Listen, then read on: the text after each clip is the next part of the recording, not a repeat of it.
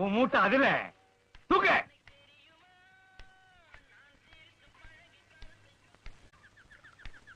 அண்ணே என்னடா மூட்டை அவர்தானே.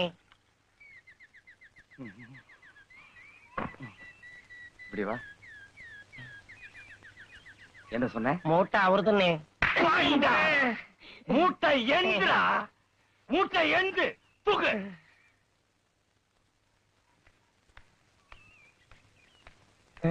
அண்ணே ஏண்டா மனசாட்சி கேட்கலண்ணே. எதுக்குடா? மூட்டை அவர்தானே.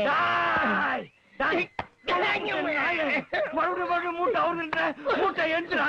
இன்னொரு தடவை சொன்ன புடிச்சு நேச்சிடுவேன். தூக்கு மூட்டை.